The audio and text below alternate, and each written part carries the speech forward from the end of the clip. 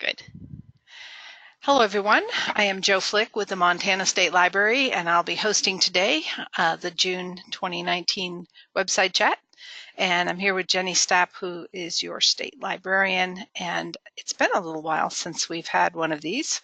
We skipped May and April, but just so you know, we do record these events and do post them to our Vimeo album. So if you ever need that link, you can always contact me and I'll be happy to send it to you. Usually keep 2 or 3 of the most recent website chats available for you to view.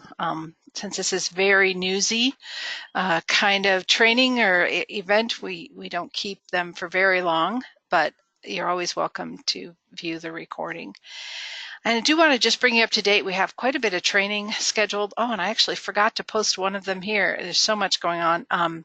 We do have workshops coming up, MSL workshops. It's a one-day sort of smaller version of our fall workshops. And we're going to be doing a one-day event in Bozeman on July 24th. It's unusual for us to do this kind of training in the summer, but the school library group from the Montana Library Association is doing their training on July 23rd.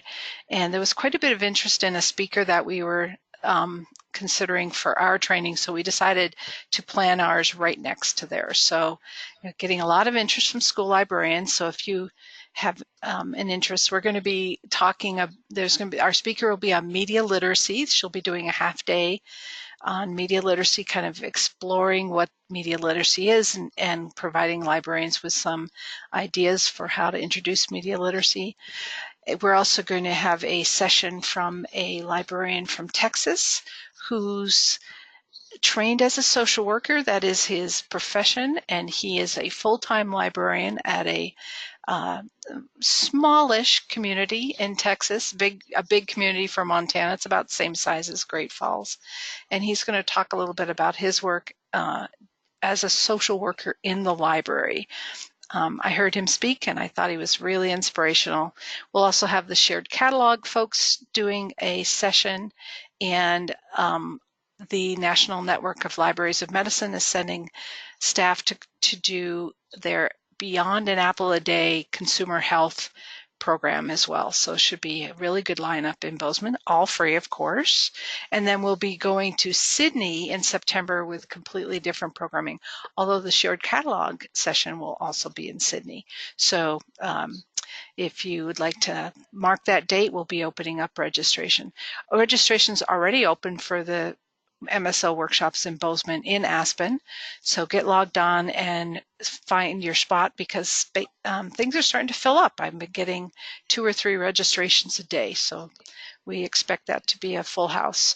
Ready to Read Rendezvous will be coming up in September, but before that, we're also doing in August, on the 13th of August, and sorry, it's not on my slide, a Getting to Know You orientation day at the State Library. This is really intended for librarians that are relatively new on the job and wonder what Montana State Library does for them.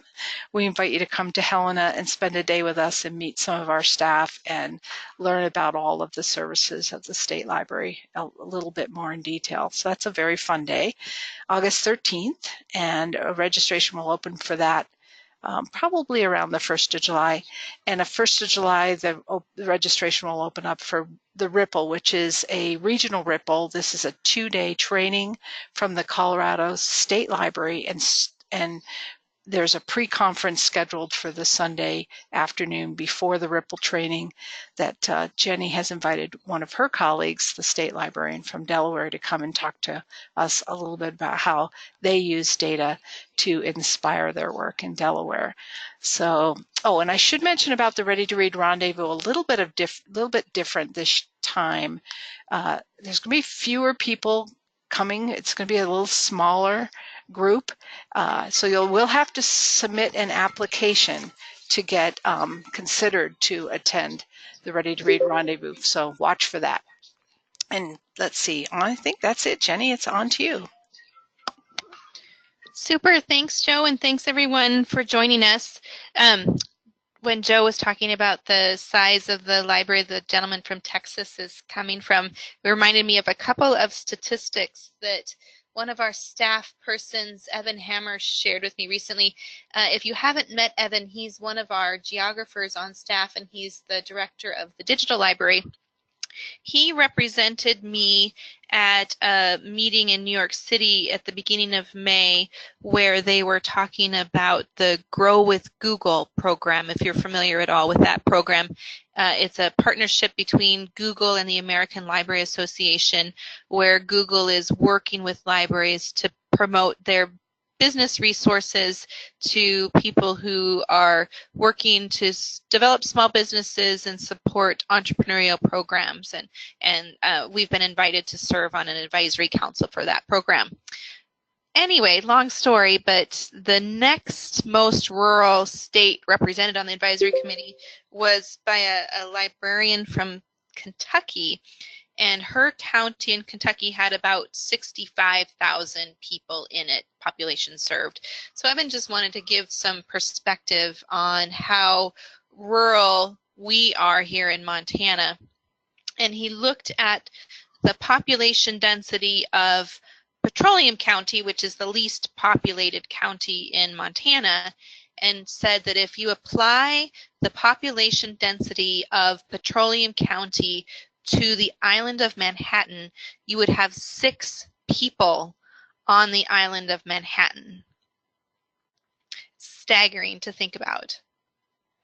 And then the other statistic he shared with me is that if you took our most populous county, or most, I think it was most dense county, which I believe is Silverbow, the population density there would be the equivalent of 1 city block within the island of Manhattan. So pretty interesting perspective for people like the likes of Google when they're coming out and doing work in a state like Montana. Jenny, I was just looking at the meeting I'm attending here today in Helena.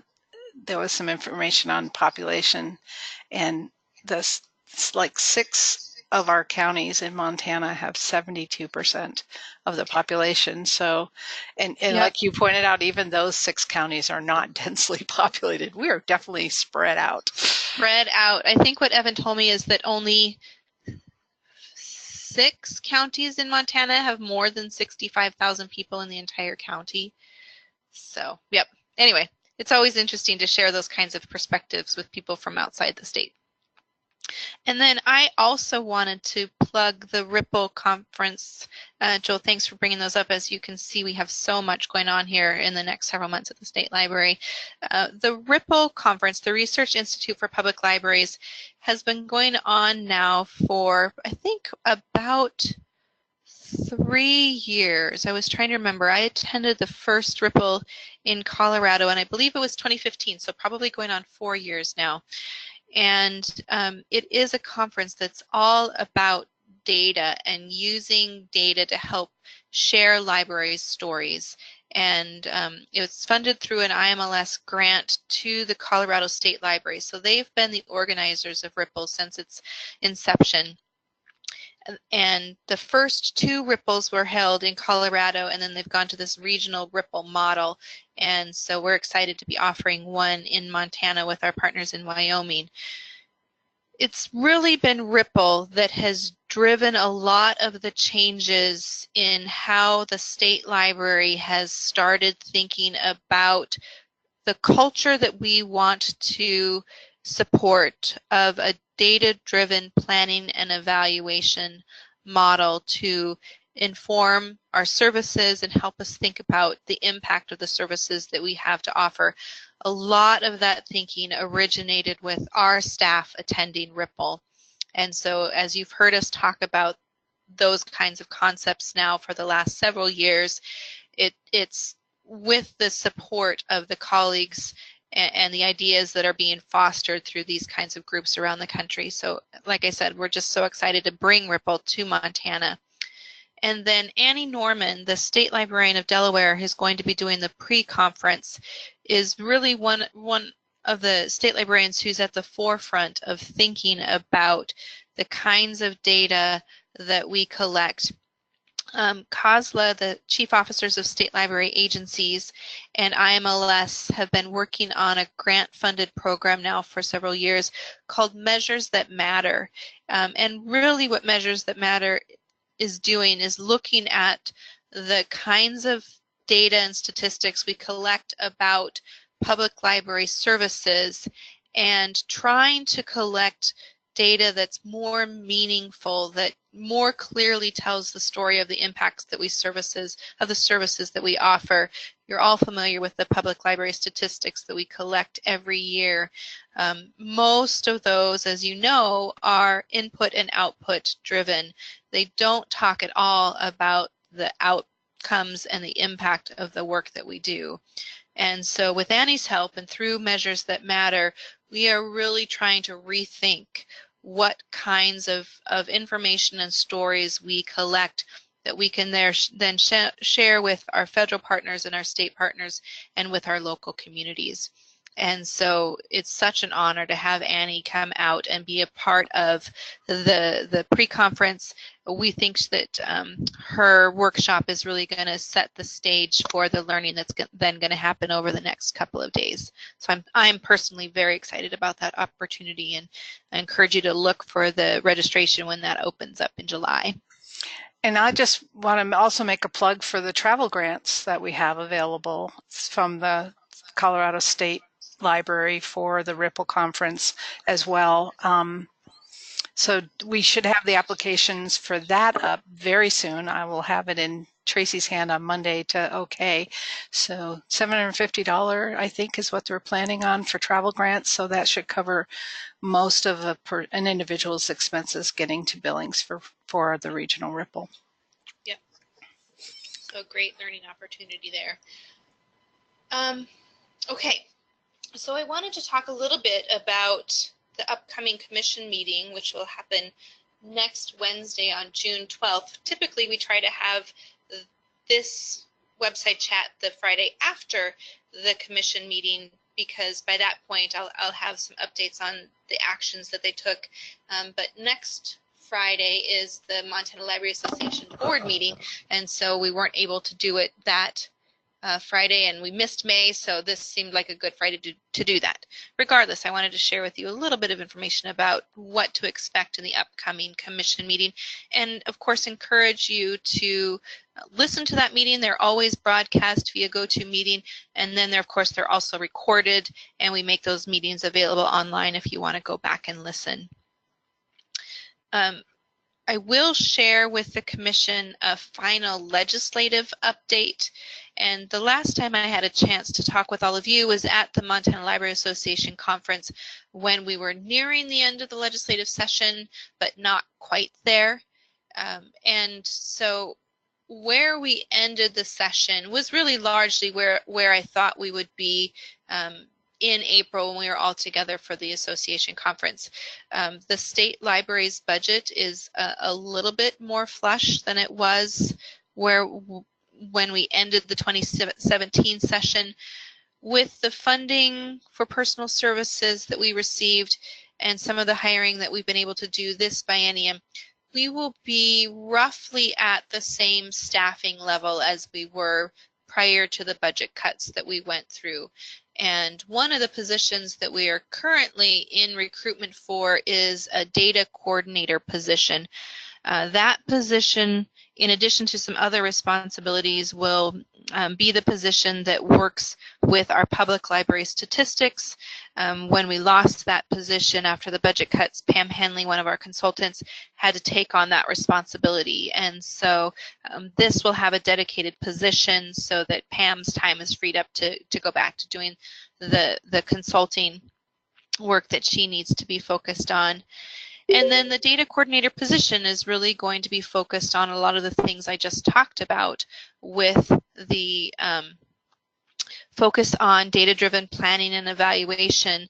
We're hoping to hire someone with a lot of expertise in that area that can work with our staff to help us think more deeply about the kinds of data we're collecting, how we're managing that data, and then ultimately how we can use that data to evaluate and report on our services to inform future planning. So I'm really excited about that specific position that we're in recruitment for, and then we'll be hiring some of the other types of positions that we lost in the budget cuts, a couple of GIS techs. I think a library tech will be one that we'll hire, and then we'll also be hiring a web developer. So we're feeling good about how that's shaping up coming out of the legislative session.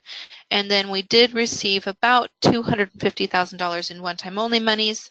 And then, as I talked about at MLA, there was a piece of legislation, House Bill 633, that was passed by the legislature and signed by the governor that mandates that the Legislative Finance Committee do a study this interim to look at the funding of the state library to find more stable funding. And the Legislative Finance Committee held their first organizational meeting last week. And at that meeting, they decided that they were going to have a number of different subcommittees that will be looking at some of the different studies that they will undertake. They will have an education subcommittee that will, as part of their work plan, conduct the study that's mandated in House Bill 633. So we're anxious to get that study underway and looking forward to hearing from legislative services staff about what that's going to look like. And then, of course, the other thing we were really watchful for during this session was the state aid funding to public libraries. That statute legislation was not addressed in any way in the legislative session, and so those funds are now restored. They're in our budget, and we'll be able to issue state aid payments later this summer after libraries have completed the public library standards certification. So that funding is there. It's guaranteed for the next 2 years. And then, of course, as long as nothing else happens in future sessions, it will continue at least through 2023. So all good news there. I'm going to stop and ask if there's any other questions about the legislative session, since we haven't had a chance to talk about that yet. And anyone is welcome to unmute their microphones and jump in here. One comment in the chat box from Jack in Virginia City. Excellent. It is good to have state aid back to libraries. Gosh knows they make really good use of that money. Absolutely. We did see a drop in attendance at training events when that money was gone, so we know it had impact. Absolutely. Yep.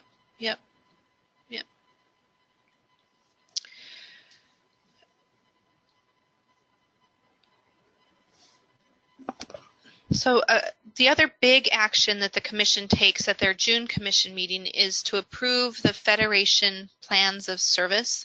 I know you're all familiar with the makeup of the federations, and of course you know that federations submit annual plans of service to the State Library Commission. That's a process that's outlined in Montana statute, and those plans of service are then reviewed by the Commission in June.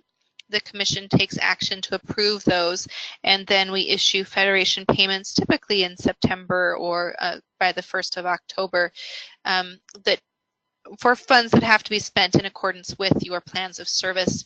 And then usually it's at the October Commission meeting where your Federation coordinators come to Helena to report on the activities of the previous fiscal year's Federation dollars.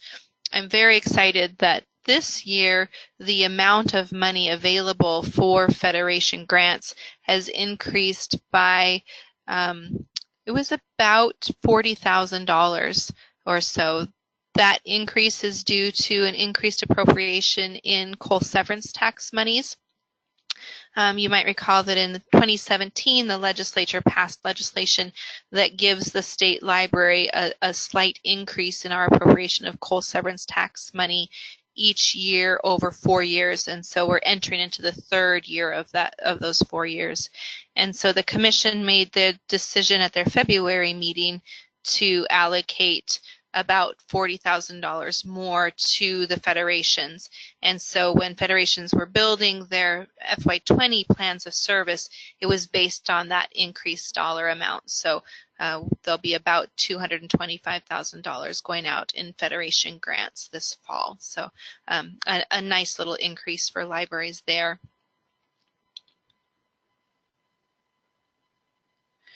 The commission is going to be taking just some administrative action to support the agency. They always look at the agency's broadband pay plan policy, for example. The other significant piece of action that the commission is going to look at is the fair access resolution that we have been circulating now since, let's see, February. I guess the commission first took a look at a draft of that fair access resolution in February. We visited with all the federations about it. We shared it at the Montana Library Association and so forth. And we received a great amount of really informative comment about the resolution itself. I hope you have all had a chance to see the resolution. If you haven't, it's available online now through the Commission's June Commission meeting materials. The resolution states, I think, very clearly what the Montana State Library values and the beliefs that we hold about Montanans' right to access library services and information resources so that they might thrive, and then the state library's role in promoting those beliefs and values through the behaviors of the state library and through the services that we offer. And as I've said before, I see this resolution manifesting itself in a number of ways. Again, it's an expression of values and beliefs that have to be backed up in behaviors. And one of the most direct forms that the resolution can take is in how we structure our public library standards to ensure that libraries are able to achieve the values and beliefs laid out in the access resolution through the services that libraries are offering. So I hope that the Commission will take action to adopt this resolution at their June meeting. And then one of the first things we're going to do is seat a task force that's going to help us look at the public library standards. Again, thinking about standards that are based on the value system expressed in this resolution, and then also looking at what modern library services look like. Over the last several years, we've looked at studies like the Aspen Institute for Public Libraries. Again, we're thinking very deliberately about data-driven planning and analysis, thinking about the impact of the services that we want to see, thinking about much more outward-facing, community-focused kinds of library services. We want to evaluate all of that literature and all of the different types of service models that we're seeing for libraries and think about how they can then inform the kinds of standards that we want libraries to strive for when they think about the services that you're offering in your community. That effort will be a multi-year effort because we'll want to take our time and be very thoughtful about what those draft standards might look like. And then that will go through a public comment period, and the standards will have to be adopted into the state's administrative rules. So ultimately, any new library standards wouldn't take effect for at least 2 or 3 more years. But again, I think that's a very focused and specific way we believe that the values and beliefs of this resolution will manifest themselves in the work of the state library, and we hope reflected in the work of public libraries around the state. So again, I encourage you to go out online if you haven't looked at the resolution and take a look. Again, the Commission will be evaluating, I think it's about a 4th draft, and hopefully taking action at their meeting next Wednesday. And I also wanted to mention that we have all of the public comments that we received that have helped continue to inform the resolution, also available online.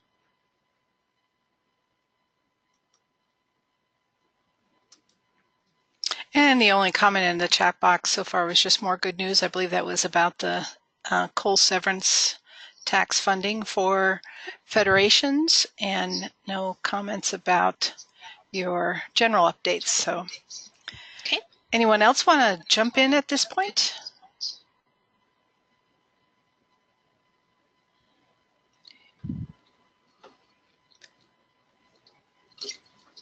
I'm gonna backtrack in just a second, but the next to final thing I wanted to mention about the commission meeting is that at this commission meeting we are going to be celebrating 2 significant milestones in our gone digital projects. The State Library, as you know, has been in about a 10-year-long process to digitize the state publications collection that we maintained here at the State Library. It's taken us 10 years working within existing budget to complete that digitization, but as of this year, that project is finally done. Through our partnership with the Internet Archive, we put more than 26,000 state publications online.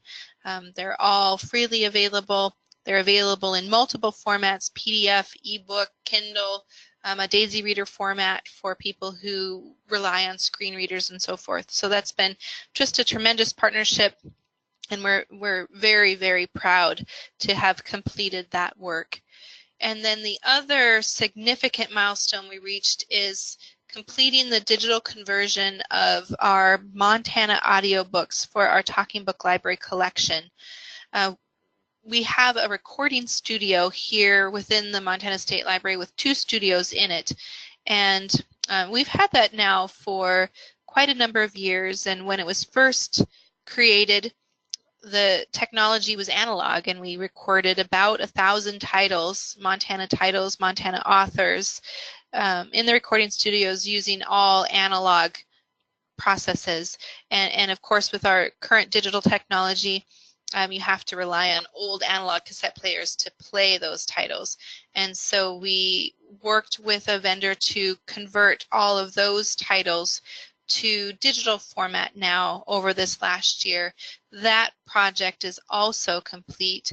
All of those digital titles will be uploaded to a system called BARD, the Braille and Audio Reading Download Service of the National Library Service. So all of our Montana Talking Book patrons, as well as Talking Book patrons all around the country, will now be able to download all of those digital titles from our collection. So 2 very significant digital milestones. We really have very little left in our collection that is analog anymore. So something that we're excited to celebrate.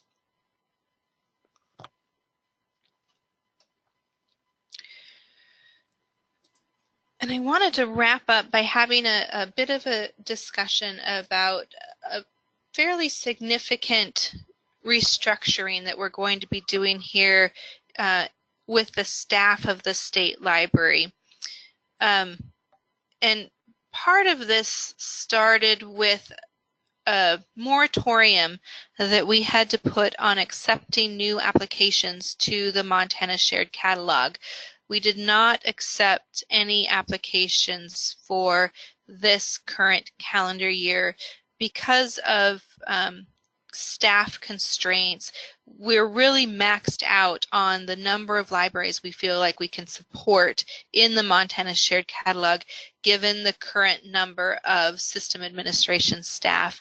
And we felt like we needed to be able to add more staff before we could comfortably add more libraries. So the Commission in December took action to halt new applications. This was a significant concern for them because they know that the shared catalog is really at the heart of much of the resource sharing that we're able to do through the State Library. It's really our flagship program. And so it's something that we've talked about at every single meeting since December. We've talked a little bit with the Office of Public Instruction about how they might be able to help support the program in the future.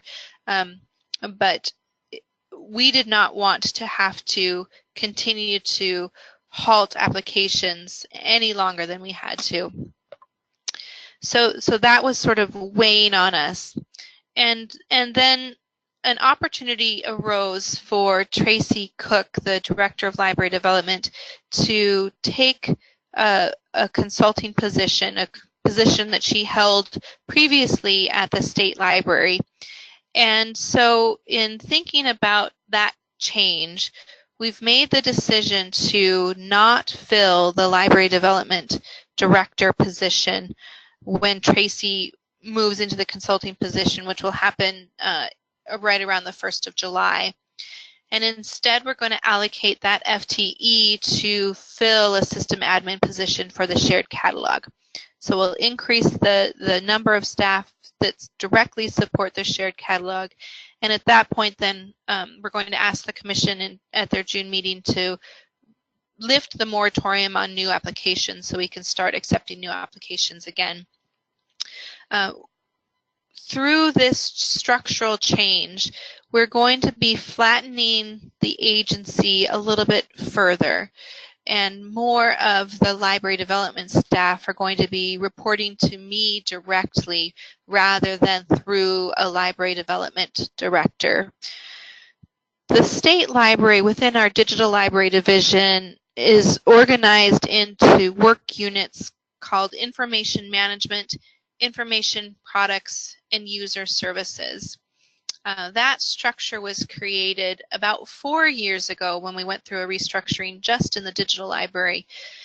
Prior to that, we had the digital library organized into work groups that were really siloed around the different kinds of information that they managed. So we had staff that focused on government information, and they handled managing their own separate systems, managing the collections, and interacting with their users separate from the geographic information and natural resources staff that managed geographic and natural resource information and systems and patrons, and our natural heritage program that did the same.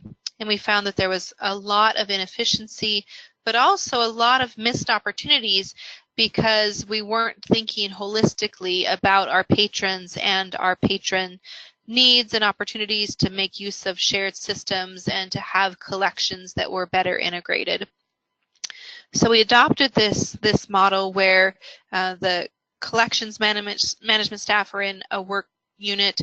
The information systems are all managed by staff in information products, and then the staff that are focused on our patrons are in the user services work unit, with the understanding that these staff are all working in cross-functional teams, because of course we don't want to be working in silos where the systems aren't informed by user needs and the collections we maintain aren't informed by user needs and so forth.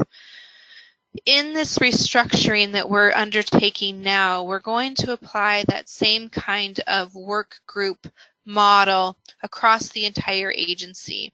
And we're no longer going to refer to ourselves as the digital library and library development. We simply want to be the Montana State Library, and we want to be recognized as doing the work of the state library on behalf of our patrons and in support of libraries all around the state. And so the staff that are currently within library development will be working with their colleagues primarily in user services and also in information products, again with more of a cross-functional team approach.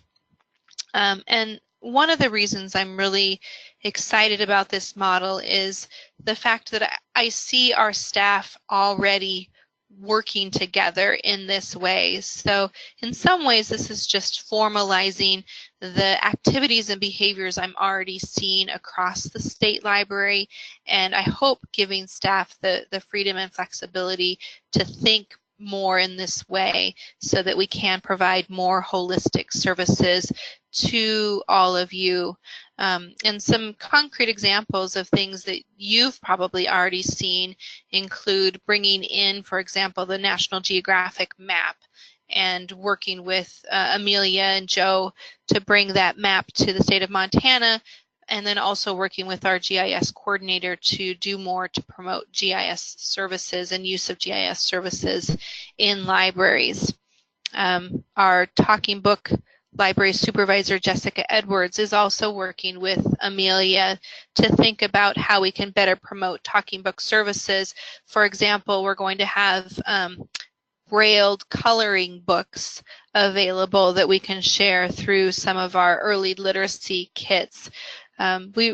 We are already breaking down these barriers. The barriers are becoming largely arbitrary, and so we think as we empower staff to think more in these cross-functional teams that you all will reap the benefit of having access to more resources and services from across the state library.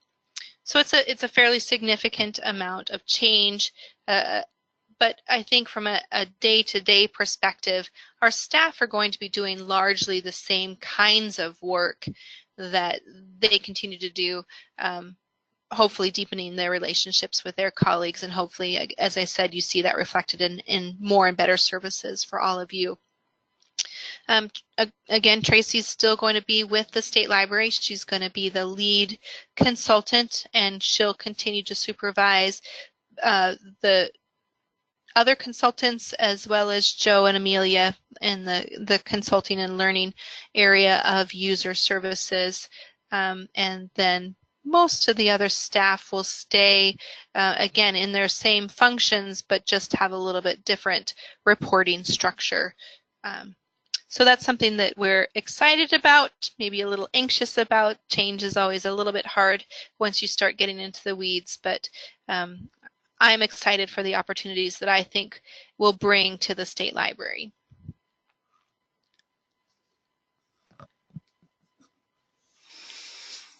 So any questions about our restructuring?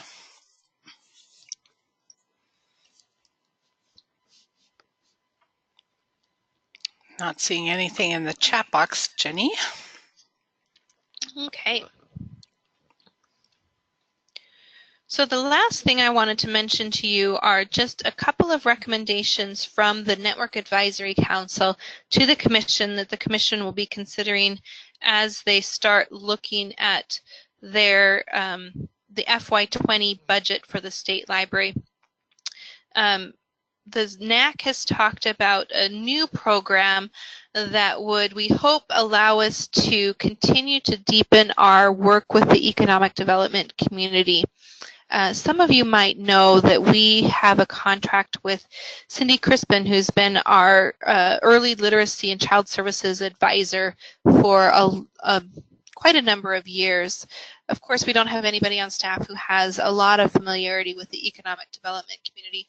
So we think a model like the contract that we have with Christy will allow us to explore the economic development community more. So the Network Advisory Council is recommending that we spend about $10,000 on a contract with someone from that community that can really serve as a liaison between libraries and the Economic Development Association and the various chambers of commerce around the state to help promote the role of libraries to that community and to help us learn more about the economic development needs in the state that might help us structure different kinds of services to support their needs.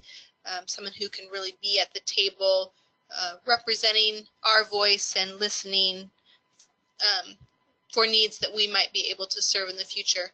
We don't really have a lot of concrete ideas of what we might expect from this work initially. Again, it's the intent is to do a lot of exploration first, but like with the work that Cindy's been doing for us, we believe that that will manifest in different kinds of programs and services and different kinds of training opportunities that we can share with all of you in the future. So that's something that I'm particularly excited about, a new opportunity that we have going forward. And again, the Commission will be looking at those recommendations. They'll have an introduction to those recommendations at this meeting and ultimately take action on them at their Commission meeting in August when they approve the state library budget. And again, all of that information is available through the State Library Commission meeting materials page from the State Library website.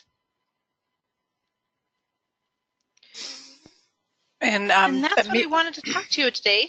I just wanted to mention that Amelia did send out a link to a survey to public libraries about what they're already doing related to economic development and what specific needs they have. So that's open right now. And so check your email box on that.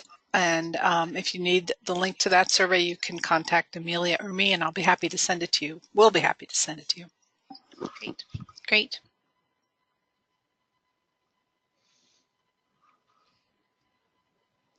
Well, that's what I had to share with you today. Again, I'm happy to take any questions.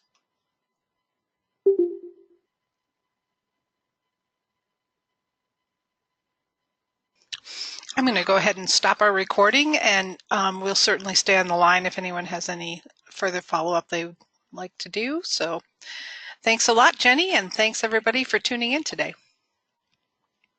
Thanks, Joe. Thanks, everybody.